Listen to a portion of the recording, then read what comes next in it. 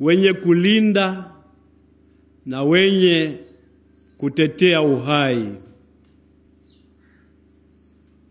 Wagombea wa vyama na vyama vyao kwa mujibu wa ibara ya 3 na ya 5 walipaswa kuonyesha uwezo na moyo wa kuwashinda watekaji na wauaji. Sheria zipo zinazoonyesha jinsi ya kushughulikia wahalifu.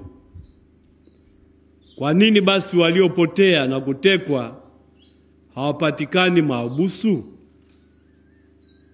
Tunaitaka serikali izingatie kanuni ya utawala wa sheria na kuheshimu kimatendo haki ya msingi ya kila mwanadamu.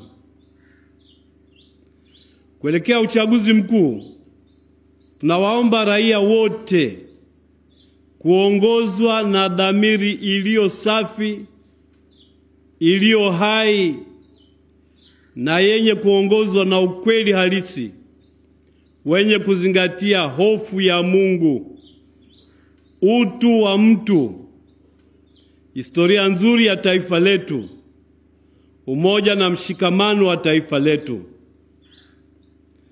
Dhamiri hai na safi yenye kufanya maamuzi sahihi, kuzingatia hofu ya Mungu na utu wa mtu kama Mungu alivyouwakilisha kwenye dhamiri yake. Na hivyo dhamiri hii ni mahali pa kila mwanadamu kupima na kufanya maamuzi yanayobeba hadhi ya utu na kuwajibika kwake mbele ya Mungu. Mpiga kura na mpigiwa kura mnaalikwa kuheshimu dhamiri juu ya suala hili la uchaguzi mkuu. Usirubuniwe kwa vitisho wala kwa rushwa. Usirubuniwe kwa namna yoyote ile.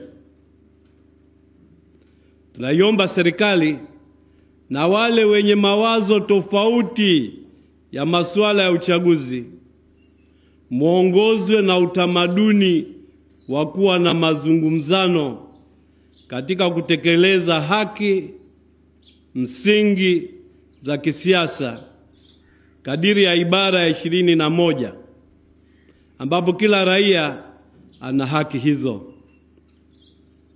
Wanasiasa kupitia vyama na serikali, kaeni mzungumze.